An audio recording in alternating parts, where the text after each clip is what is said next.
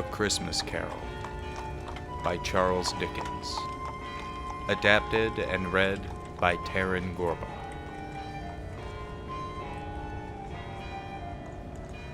Marley was dead. There was no doubt about it. The register of his burial was signed by the clergyman, the clerk, the undertaker, and the sole mourner, Ebenezer Scrooge. Yes, old Marley was as dead as a doornail. Scrooge knew he was dead. Of course he did. Scrooge and Marley were partners for many years, and in the many years afterward, Scrooge never painted out old Marley's name. There it stood above the warehouse door, Scrooge and Marley. Oh, but Scrooge was a tight-fisted hand at the grindstone. A squeezing, wrenching, grasping, scraping, clutching, covetous old sinner. The cold within him froze his old features, nipped his pointed nose, and shriveled his cheek. He carried his own low temperature around with him, and it didn't thaw even 1 degree at Christmas. Once upon a time, of all the good days in the year, on one particular Christmas Eve, old Scrooge sat busy in his dark and dingy counting-house, keeping a close eye on his clerk, Bob Cratchit, who, in a cold and dismal corner, worked on his ledgers and did his best to warm his hands by the flame from a candle. "Merry Christmas, Uncle!" cried a cheerful voice. It was the voice of Scrooge's nephew, Fred, who came bounding in through the door. "Bah!" said Scrooge. "Humbug!" "Christmas a humbug, Uncle? Surely you don't mean that." "I do. What's Christmas time to you, nephew, but a time for paying bills without money, a time for finding yourself a year older and not an hour richer? If I could work my will, every idiot who goes about with Merry Christmas on his lips should be boiled with his own pudding and buried with a stake of holly through his heart." "Uncle!" "Nephew, keep Christmas in your own way and let me keep it in mine." "Keep it? But, Uncle, you don't keep it." "Let me leave it alone, then. Much good may it do you. Much good has it ever done you." "Oh, I think there are many things from which I've derived good that I've not profited from financially. After all, there's more to life than money, Uncle." "Oh, humbug to that. There's more to life than money. Humbug." "Well, Uncle, I've always thought of Christmas time as a good time, a kind, forgiving, and charitable time, where men and women seem to open up their hearts freely and to think of people not as fortunate in life as their equals. For they very well are equals. We're all one and the same, and therefore, Uncle, though it has never put a scrap of silver in my pocket, I believe it has done me good and will do me good, and I say, God bless." The clerk, Bob Cratchit, stood up and applauded. "Well put, Fred." "Let me hear another sound from you," bellowed Scrooge, "and you'll keep your Christmas by losing your situation, Bob Cratchit." "And you, dear nephew? Well, you are quite the powerful speaker. I wonder why you don't go into politics." "Don't be angry, Uncle. Come, dine with us tomorrow." "Now, why would I ever do that?" "Good afternoon to you." "I want nothing from you. I ask nothing of you. Why can't we be friends?" "Good afternoon." "I am sorry, with all my heart, to find you so stubborn. I've made the trial in the spirit of Christmas, and I'll keep my Christmas spirit to the last. And so, with that, I wish you a Merry Christmas, Uncle. Good afternoon." "And a Happy New Year." "Bah! Humbug." His nephew left the room without another word, and, in walking out, 2 men walked in. They were portly gentlemen, and now they stood, with their hats off, in Scrooge's office. "Scrooge and Marley's, I believe," said one of the gentlemen, referring to his list. "Have I the pleasure of addressing Mr. Scrooge or Mr. Marley?" "Mr. Marley has been dead these 7 years." He died 7 years ago this very night. Now, what is it that you want of me?" said Scrooge. "Well, Mr. Scrooge, at this festive season of the year," said the gentleman, taking up a pen, "it is quite fitting to find the means to help the poor and destitute among us who suffer greatly. Many thousands are in want of common needs and common comforts." "Are there no prisons?" questioned Scrooge. "Well, there are plenty of prisons, sir. Too many are occupied in these times. And workhouses? Are there not places that accommodate the lowest rung of society's ladder?" "Yes, but glad to hear it." "But still, there are those who are in such dreadful states that Christmas is but a pinch of salt to the wounds of life, sir. And we'd like, in the spirit of such a day, to raise a fund to buy the poor some meat and to give some cheer to those who are in such need. Now, what shall I put you down for?" "Nothing." "Ah, so you wish to remain anonymous." "I wish to be left alone. I do not make merry at Christmas, and I cannot afford to make idle people merry either. I help support those establishments and shelters to house the poor by staying in business and paying my taxes, dear sir." "Many would rather die than go there." "Well, it is not my business if they would or wouldn't. And if they would rather die, then it is my advice that they would go and do it and decrease the surplus population. Why should I care that there are people in such dire straits? It is not my business to know." "There are such people, and, well, it is your business to know. It is everyone's business. It is not my business. It's enough for a man to understand his own business, and mine occupies me constantly. Good afternoon, sir." "Very well, sir. Cratchit, show this gentleman out." The two gentlemen made their way out the door, and with an ill will, Scrooge turned to his expectant clerk, who instantly snuffed his candle out and put on his hat, for the hour of shutting up the counting-house had arrived. "And I suppose you will want all day off tomorrow?" Well, if it is quite convenient, sir." "It is not convenient. And I suppose if I took it out of your wages, you would think yourself ill-used? And yet you don't think me ill-used when I pay a day's wages for no work." "Well, it's only once a year, sir." "A poor excuse for picking a man's pocket every 25th of December. Well, if you must, you must, but be here all the earlier the next morning." "I will, sir," said Bob Cratchit. "The family will be so pleased. About tomorrow, that is. Thank you, indeed." Humbug. Bob put on his hat and made his way out the door. "Good evening, Mr. Scrooge, and Merry Christmas to you." Humbug. Now Scrooge, having finished his business for the night, took his melancholy dinner in his usual melancholy tavern, and, having read all the newspapers and given a final perusal of his banker's book, he finally went home to bed. Scrooge lived in the home once occupied by his deceased partner, Jacob Marley. Gloomy, dismal, and dreary, the house was at the end of an alleyway so dark even Scrooge, who knew every stone, had to grope with his hands to make his way. The fog lay heavy and low, and the frost clung to the black old gateway to the house. Scrooge stood outside his door and searched his pockets for his key.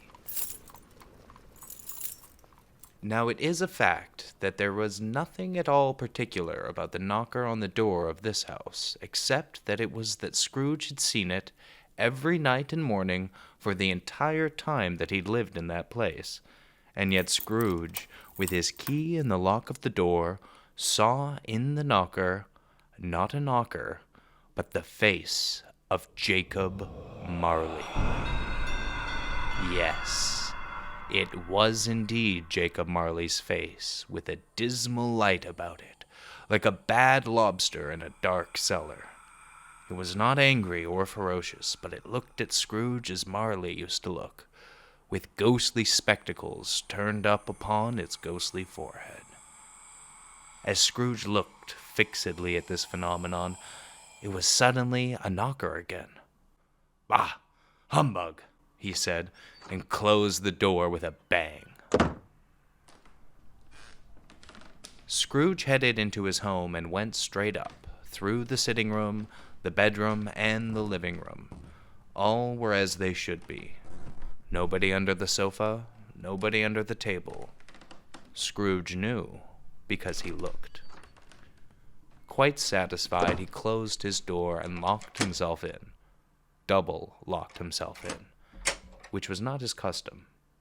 Secured against surprise, he took off his cravat, put on his dressing gown, his slippers, and his nightcap, and sat down before the very low fire to take in his gruel. As he threw his head back in the chair, his glance happened to rest upon a bell, a disused and dusty bell that hung in the room, and it was, with great astonishment and inexplicable dread, that as he looked, he saw this bell begin to swing. Soon it rang out loudly, and so did every bell in the house. This was followed by a clanking noise, deep down below, as if some person were dragging a heavy chain. Then he heard the noise much louder on the floors below, then coming up the stairs, then coming straight towards his door. It came through the heavy door, and right before his eyes, a specter passed into the room. The face. Could it be? It was Jacob Marley. Yes, Jacob Marley in his usual waistcoat, tights, and boots. His body was transparent so that Scrooge, observing him, could see right through his waistcoat. He looked at the phantom through and through, and as it stood before him, he felt the chilling influence of its deathly cold eyes.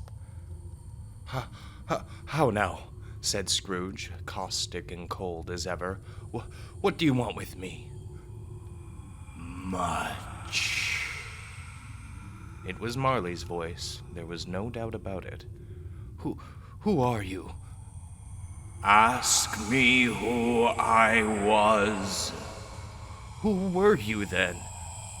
"In life I was your partner, Jacob Marley." But you're dead these 7 years. Oh, Jacob, if it is you, can you sit down?" "I can." "Do it then." Scrooge asked the question because he didn't know whether a ghost so transparent might find himself in a condition to take a chair, and felt that, in the event of it being impossible, it might involve the necessity of an embarrassing explanation. But the ghost sat down on the opposite side of the fireplace, as if he were quite used to it. "You don't believe me?" "I don't." "Why do you doubt your senses?" Because a little thing affects them. A slight disorder of the stomach makes them cheat. You may be a bit of undigested beef, a blot of mustard, a crumb of cheese, an underdone potato. Yes, there's more gravy than grave about you, whatever you are. A humbug, yes, I tell you, a humbug. Scrooge was not much in the habit of cracking jokes. The truth is, he tried to be smart as a means of distracting his own attention and keeping down his horror. But how much greater was his horror when the phantom, taking off the bandage round its head, as if it were too warm to wear indoors, its lower jaw dropped down upon its breast. "Do you believe in me now?" "Ah, yes, I do, mercy, oh Jacob, mercy. Why do you trouble me? Why come to me?"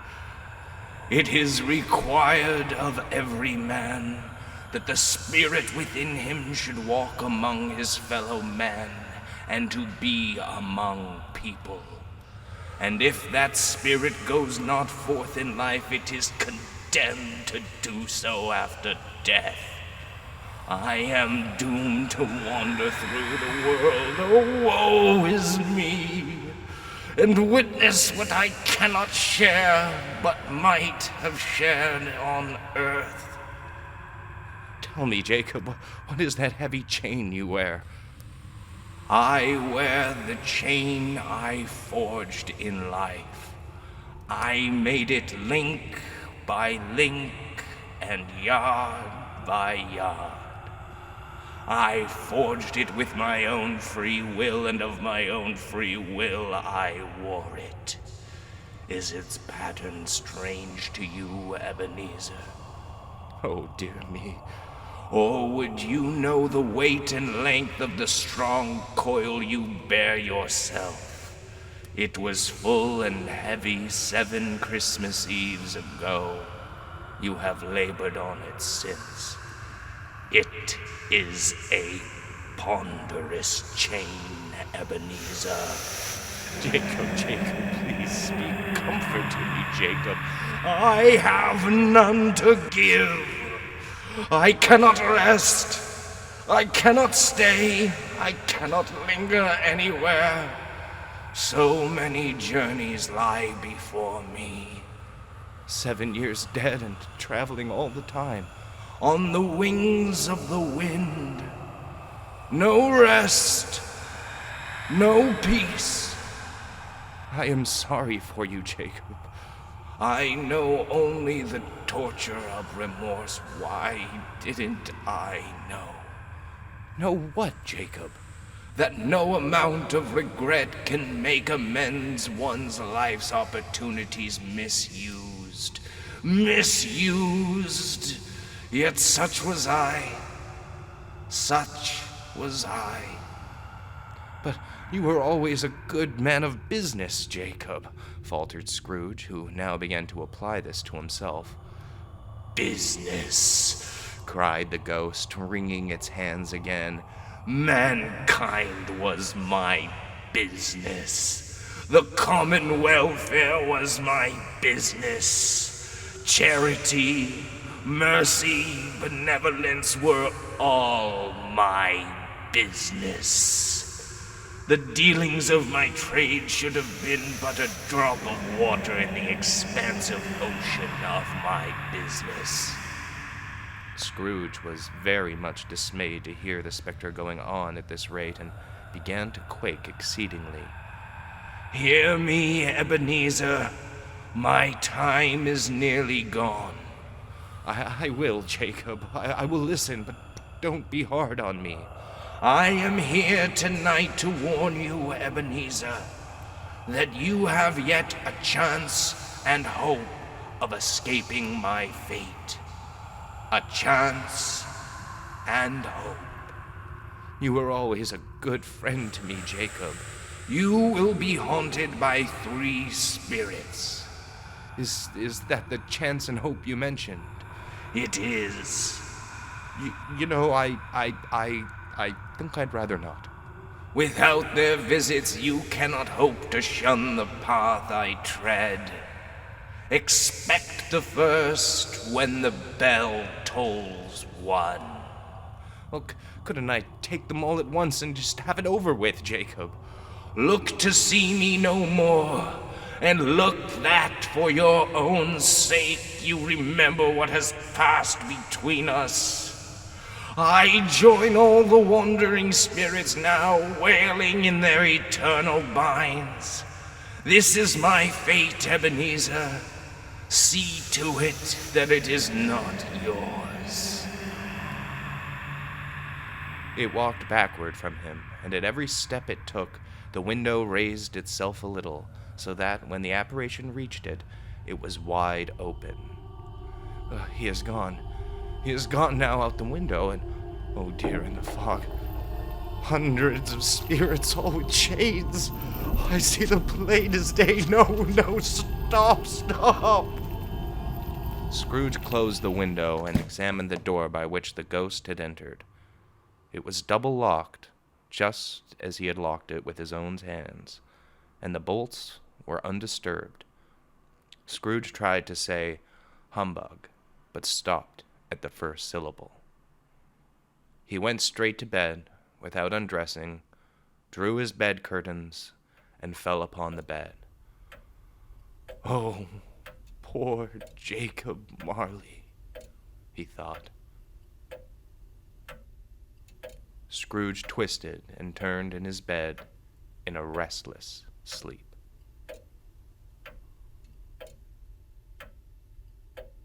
When Scrooge awoke, it was so dark that, looking out of bed, he could scarcely distinguish the transparent window from the opaque walls of his chamber, until suddenly the church clock tolled a deep, dull, melancholy 1. Suddenly, a brilliant light flashed up in the room, and the curtains of Scrooge's bed were drawn aside by a single hand, and Scrooge found himself face to face with the unearthly visitor who drew them. It was a strange figure, like a child, yet not so like a child as like an old man.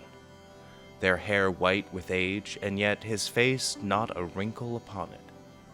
Their arms and hands were of uncommon length. One hand held a green holly, and through his tunic, though it was white, it was trimmed with the flowers of summer. Scrooge stared at the figure, and finally spoke. Are you the spirit whose coming was foretold to me?" "I am." "Then who or what are you?" "I am the ghost of Christmas past." "Long past?" "No, your past."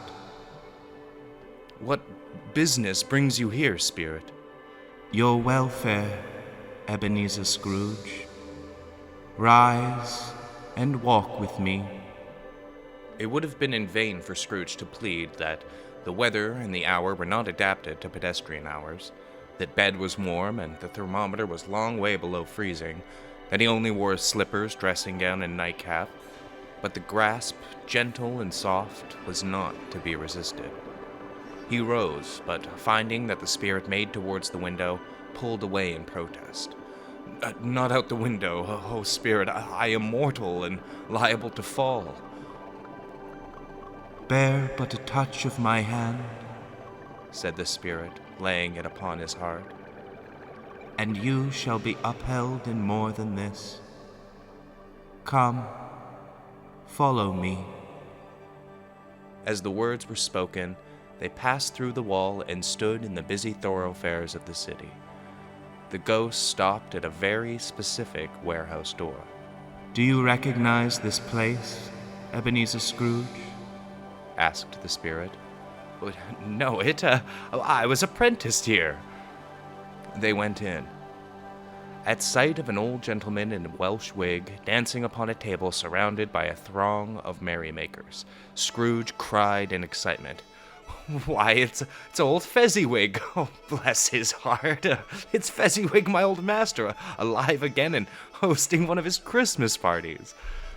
In came a living and moving picture of Scrooge's former self, a young man, accompanied by his fellow apprentice. "Oh, and there's Dick Wilkins, my fellow apprentice. Oh, bless me, yes, there he is. He was very much attached to me, was Dick. Oh, poor Dick. Oh, dear, dear." Mr. Fezziwig, even with his great age, leapt up on a table and began leading everyone in a dance, while Mrs. Fezziwig walked around pouring hot jugs of apple cider. Scrooge looked upon the scene before him with great nostalgia, remembering all the good times he once had. "A small matter," said the ghost, softly, "to make these silly folks so full of gratitude and joy." "Small?" asked Scrooge. "Why, he has spent but a few pounds of your mortal money. Is that so much that he deserves praise?" It isn't that," said Scrooge. It isn't that, old spirit. Old Fezziwig's power lay in words, in looks, in things so slight and insignificant that it is impossible to add and count them up. The sheer happiness he gave is quite as if it cost a fortune. He felt the spirit's glance and stopped. What is the matter? Nothing, said Scrooge, trying to hide the thought that just struck him. Something, I think. No. Just that, I was thinking that I would like to be able to say a word or two to my clerk just now, that's all. My time grows short, observed the spirit. Quick. This was not addressed to Scrooge or to anyone that he could see, but it produced an immediate effect, for again he saw himself. He was older now, a man in the prime of his life, but he was not alone. By his side sat a fair young girl in a black dress, in whose eyes there were tears. Oh, no, spirit. Spare me this, please. 'Tis a small room. There sits a young girl, and you are there too. No, spirit, please, not this. You are older now, and already the signs of avarice are upon you. Listen, Ebenezer. It matters little, the girl said softly to Scrooge's former self. To you, very little. Another idol has displaced me. If it can comfort you in time to come, as I would have tried to do, I have no just cause to grieve. What idol has displaced you, Belle? A golden one. Well, is it better to be poor? It is better to be happy at the least. You fear the world too much. All you think about is gain. What then? Though I've grown wiser in the world, what then? I'm not changed towards you. We were both poor when we made promises to each other, poor and content to be so, until perhaps with our patience we could improve our situation. But now you've changed. When we made our contract, our engagement, you were another man. I was a boy. Have I ever sought release from our engagement to each other? In words? No, never. In what then? In a changed nature, in an altered spirit, in everything that made my love of any worth or value in your sight. If it were now, in this circumstance, in your situation, would you seek me out and win me now? Would you come to find this poor girl and make promises without regret? I know the answer, I do, and I release you. I know you might have pain in this for a brief time, and then you will dismiss this as simply an unprofitable dream from which you are glad that you awoke. May you be happy in the life you've chosen. Spirit, show me no more. Please, remove me from this place. I told you these were the shadows of things that have been, said the ghost. They are what they are. Do not blame me. Remove me, Scrooge exclaimed. I cannot bear it. Leave me. Take me back, spirit. Haunt me no more. As he struggled with the spirit, he was conscious of being exhausted and overcome by an irresistible drowsiness, and further, found himself in his own bedroom. He had barely time to realize it before he sank into a heavy sleep.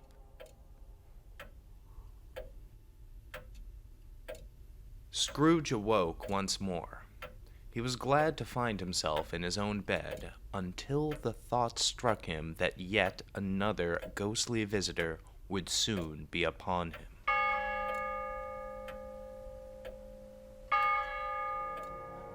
Suddenly, a ruddy light filtered into his room. Scrooge climbed down from his bed to see where it came from. Slowly, he opened the door to his sitting room. It was his sitting room, all right, but what a transformation! The walls and ceilings were hung with living green, holly and ivy and mistletoe, heaped upon the floor to form a kind of throne were turkeys, geese, game and poultry, sucking pigs, long wreaths of sausages, mince pies, plum puddings, red-hot chestnuts, cherry-keeked apples, juicy oranges, cakes and pastries, and great bowls of punch. It was a feast upon which a jolly giant sat.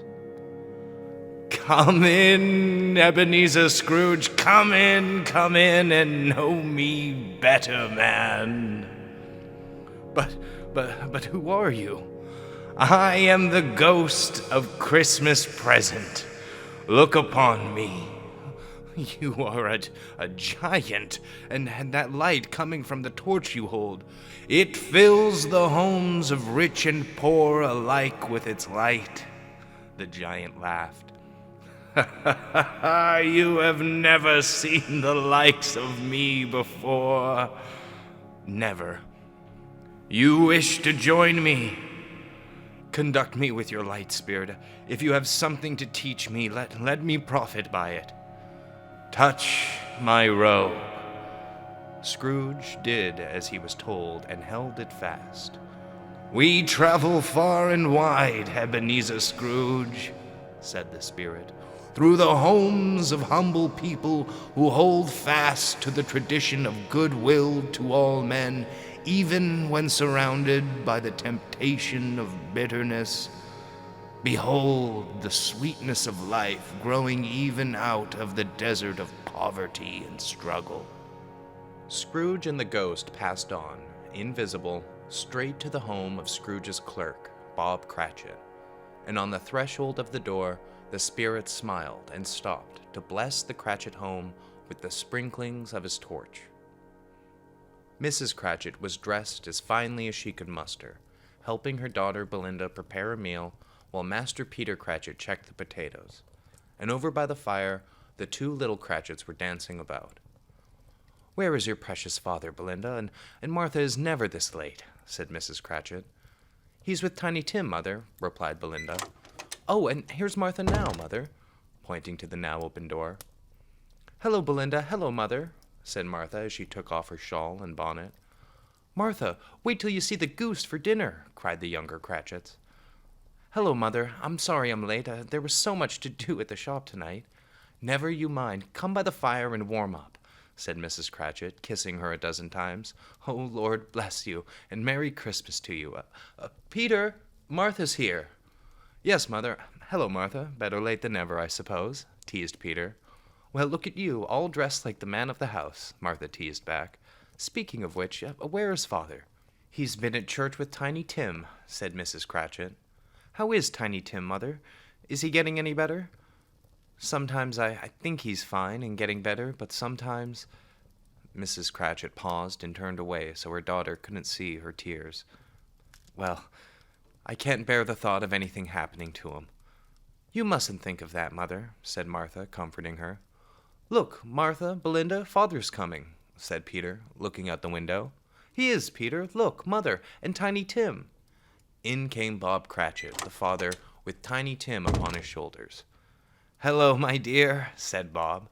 "Hello, Bob. Merry Christmas to you." "Merry Christmas to you all, Martha, my dear, and Peter and Belinda. Oh, how you all look so well," said Bob, looking at his family warmly. "Hello, Mother," cried Tiny Tim. "Tiny Tim, my dearest, now go wash up and don't dawdle," said Mrs. Cratchit. "I'll be back before you can count to 10. "I'm counting, Tim. 1, 2, 3, said Master Peter. "And how did little Tim behave in church, Bob?" asked Mrs. Cratchit. "Oh, as good as gold," said Bob, "and better. Sometimes he gets thoughtful to himself and thinks just the oddest things. He told me on the way home today that he hoped that people saw him in church with his crutch, that it might be pleasant for them to remember on Christmas who it was that made lame beggars walk and blind men see. Oh, bless his heart." Tiny Tim made his way back to the family. "I'm back, and I didn't dawdle. Now can we eat? I'm starving." The family laughed and gathered around the dinner table. "Well, look at this feast here, family. You outdid yourself, Mrs. Cratchit." "You say that every year, Bob, and yet every year you manage to outdo the year before," said Bob Cratchit. "Well, everyone, as we sit ready to eat on this happy occasion, a Merry Christmas to us all, and for all that we have, God bless us." And the family all re-echoed it.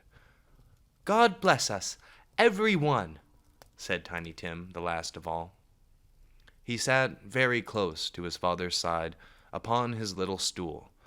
Bob held his withered little hand in his, as if he loved the child and wished to keep him by his side, and dreaded that he might be taken from him.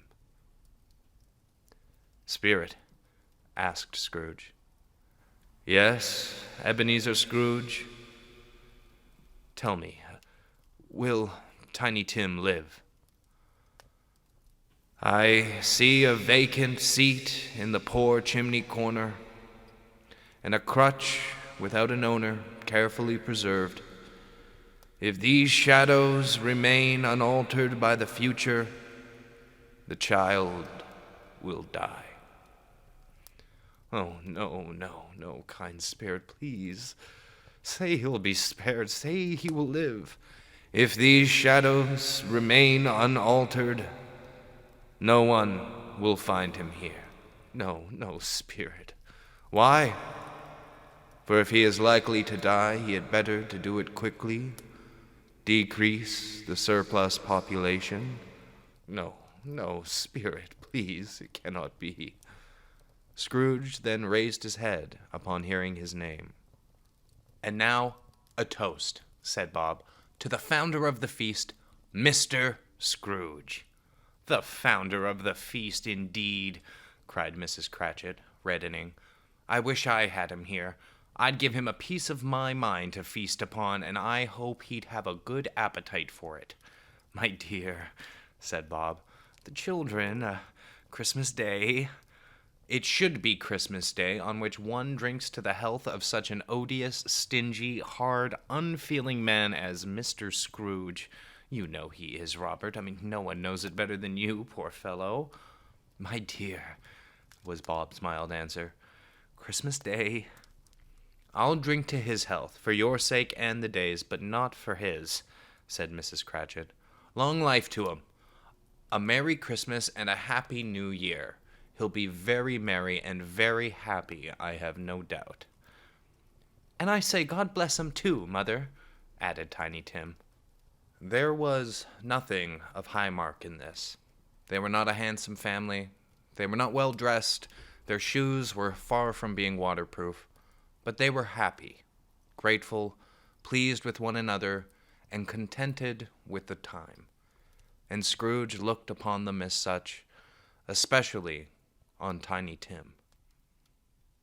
It was getting dark, and snow was falling heavily. It was a long evening as the spirit and Scrooge continued on. Much they saw, and far they went, in all corridors of life, in the bowels of the mines, in the hospitals sheltering the ill, in the prisons, and in all the loneliest places on earth. In all these places and more, the Christmas spirit gave his blessing, and in all the misery one can find, and on this earth too much misery dwells, there was always a happy ending with that blessing, a singular comfort. Spirit, you grow old. Yes, Ebenezer Scrooge.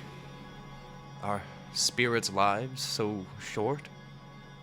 My life on this globe is very brief. It ends tonight. Tonight? Tonight at midnight, and the hour has come. May I ask you, Spirit, but before you go? Yes. I see two small figures by your feet. What is it, a young girl and boy? Look hard upon them, Scrooge. Are they yours? They are man's. See how they cling to me? The boy is ignorance, the girl is want. Beware of them both, but most of all, beware this boy. Oh, Spirit, have they no refuge, no resource, no place to be? Are there no prisons? Are there no workhouses? Said the ghost, using Scrooge's own words against him. Spirit, the ghost shrieked. Are there no prisons? Are there no workhouses? Oh, Spirit, do not leave. Please, please, do not leave me here. Suddenly, as they stood together in an open place, the bell struck 12. Scrooge looked about him for the ghost and saw it no more.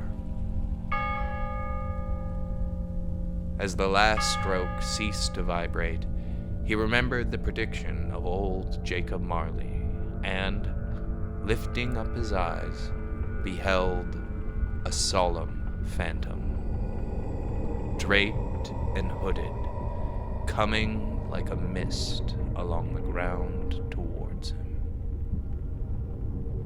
The phantom slowly, gravely, silently approached. When it came near him, Scrooge bent down upon his knee, for in the air through which this spirit moved, it seemed to scatter gloom and misery. It was shrouded in a deep black garment, which concealed its head, its face, its form, and left nothing of it visible save for one outstretched hand. He knew no more, for the spirit neither spoke nor moved. But tell me, Phantom, am I in the presence of the ghost of Christmas yet to come? You are about to show me the shadows of things that have not happened but will happen in the time before us. Isn't that so, Spirit? It gave him no reply. Their hand was pointed straight before them. Oh, ghost, in your silence, I fear you more than any specter I have seen. But I know your purpose is to do me good, and as I hope to live to be another man from what I was. Lead on, Spirit, lead on. They scarcely seemed to enter the city, for the city rather seemed to spring up about them. But there they were in the heart of it. The spirit stopped beside one little knot of businessmen. Observing that the hand was pointed towards them, Scrooge advanced to listen to their talk. I don't know much about it either way. I only know that he's dead, said the great fat man with a monstrous chin. When did he die? Inquired another. Last night, I believe. I thought he'd never die. What was the matter with him? God knows, said the first with a yawn. What has he done with his money? I haven't heard. He left it to his company, perhaps. Well, he hasn't left it to me, that's all I know. And it's likely to be a very cheap funeral, for upon my life, I don't know anybody who's going to it. I don't mind going to it if lunch is provided, said the other man. I'll go, but only if I'm fed. The two men laughed ferociously.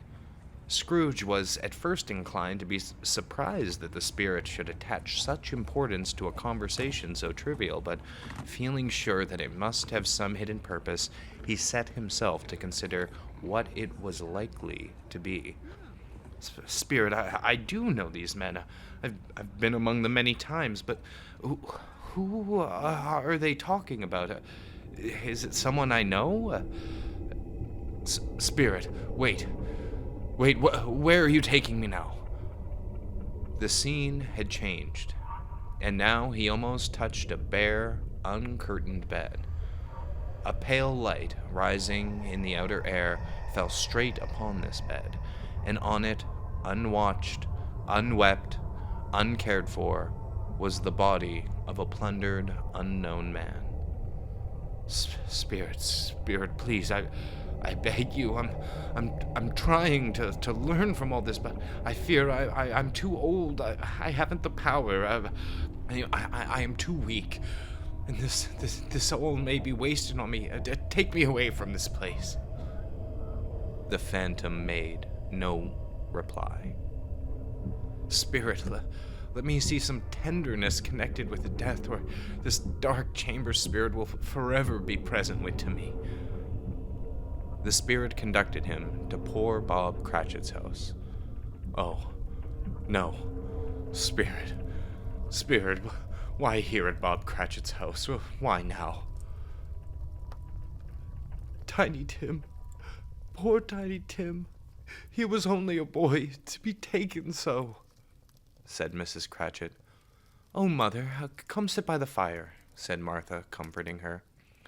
Never a burden to anyone, not a soul. Bob Cratchit walked into the somber home. Good evening, my dear. Hello, Martha, Belinda, Peter. The children all solemnly greeted their father.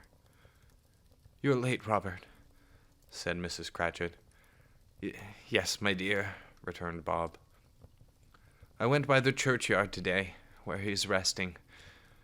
I wish you could have gone. It would have done you good to see how green and beautiful a place it is. But you'll see it often. I promised him that I would walk there on Sundays. My Tiny Tim. My little child. My little boy. I love him so. He broke down all at once. He couldn't help it. If he could have helped it, he and his child would have been even farther apart than they already were. Oh, Spectre, said Scrooge, why must you be so cruel? It is too cruel. Please, take me away. The ghost of Christmas yet to come conveyed him to a dismal, wretched, ruinous churchyard. The spirit stood among the graves and pointed down to one. Before I draw near to that stone to which you point, answer me one question. Are these the shadows of things that will be, or are they the shadows of the things that may be only? Still, the ghost pointed downward toward the grave by which it stood. Men's courses will foreshadow certain ends to which, if persevered in, they must lead. But if the courses be departed from, the ends will change. Say it is thus with what you show me. The spirit was as immovable as ever. Scrooge crept towards the grave, trembling as he went, and, following the finger, read upon the stone of the neglected grave his own name, Ebenezer Scrooge. Oh, am I that man who lay upon the bed? No, spirit, oh no, spirit, hear me, I am not the man that I was. Why show me this if I am past all hope? Tell me that I can change these dreadful shadows you've shown me by an altered life. For the first time, the hand faltered. I will honor Christmas in my heart. I'll keep it all the year. I'll live in the past, the present, and the future, and I will not shut out the lessons they teach me. To tell me, spirit, oh go on, tell me that I can sponge away the writing on that stone, spirit. I beg you, spirit, I beg you. Holding up his hands in one last prayer to have his fate reversed, he saw an alteration in the phantom's hood and dress. It shrunk, collapsed, and dwindled down into a bedpost. Yes, and the bedpost was his own. The bed was his own.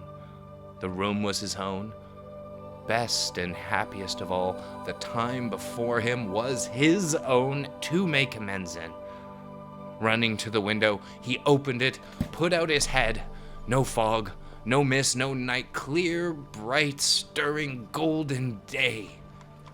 You down there, cried Scrooge, calling downward to a boy in the street. Young boy. Me, sir? What is today, my fine fellow? Today, sir? Why, it's Christmas Day, it is. It's Christmas Day? Oh my goodness, I haven't missed it. The spirits they've done it all in one night. Hello, my fine boy. Do you know the poultry shop in the next street at the corner? Why, sure I do, sir. An intelligent boy, a remarkable boy. No. Do you know if they've sold the prize turkey that was hanging up there? No, not the little prize turkey, the big one. The one as big as me, sir. The one as big as me. What a delightful boy. Yes, my boy, yes. Well, it's hanging there now. Well, go and buy it. Nuts to you, exclaimed the boy. No, my good land, go and tell them to bring it here, and I'll tell them where to deliver it. Come back with the butcher, and I'll give you a piece of silver. Come back in 5 minutes, and I'll make it too. Oh, well, yes, sir, I will. And Merry Christmas to you. Merry Christmas to you, my boy, replied Scrooge, and the boy was off like a shot. I'll send it to Bob Cratchit's. It's twice the size of Tiny Tim, I bet. He won't have the faintest clue as to who sent it. The hand in which he wrote the address was not a steady one, but write it he did, and went down the stairs to open the street door, ready for the coming of the poulterer's man. It was a turkey. He never could have stood it upon his legs, that bird. He would have snapped him off short in a minute, like sticks of sealing wax. Scrooge dressed himself all in his best, and at last got out into the streets. He watched the people, and patted children on their head, and passed out coins to beggars, and he regarded every man and woman that passed him with a delighted smile. He had never dreamed that anything could bring him so much happiness. In the afternoon, he turned his steps towards his nephew's house. He passed by the door a dozen times before he had the courage to go up and knock, but he made the dash and did it.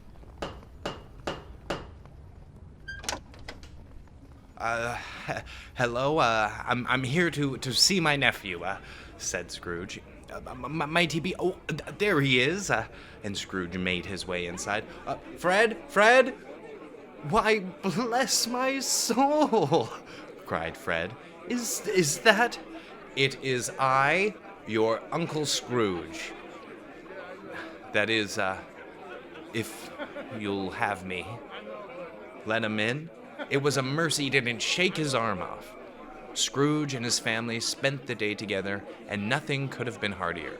His niece looked just the same, so did Topper when he came, and so did everyone when they came. The next morning, Scrooge was early at his office. So very early, for he wanted to catch Bob Cratchit coming late. That was the thing that he had set his heart upon the most, and he did it. There it was, a full 18 minutes past the hour, and finally Bob arrived. Scrooge sat with his door wide open so he could see his clerk come in. Bob, his hat off before he even entered, took his seat and instantly went about his work as if nothing had happened, or was about to happen. "Bob Cratchit," growled Scrooge in his accustomed voice, as near as he could feign it.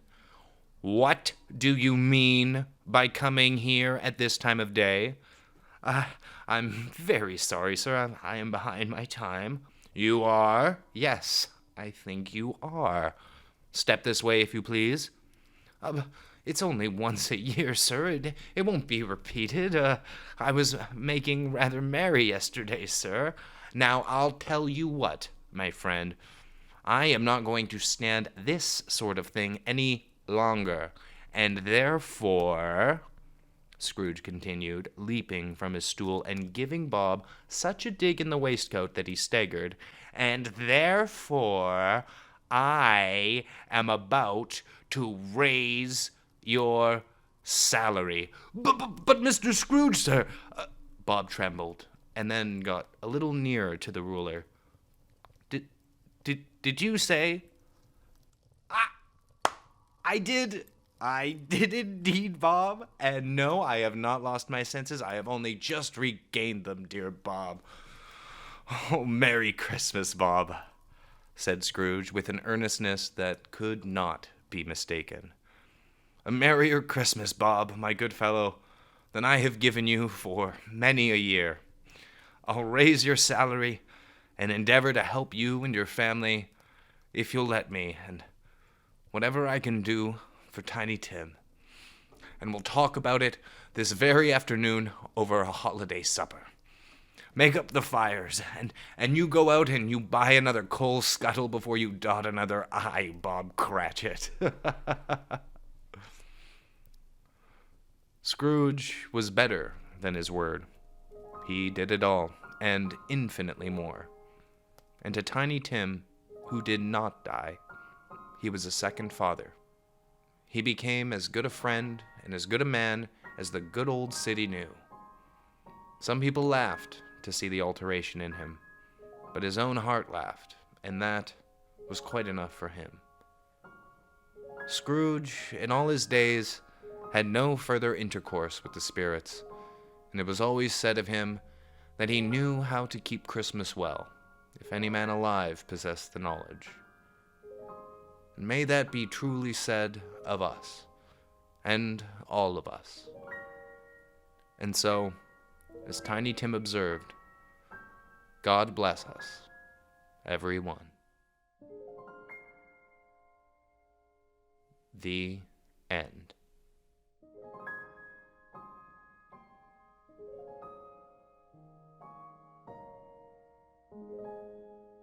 This has been A Christmas Carol by Charles Dickens, read and adapted by Taaron Gorbahn. Thank you for listening.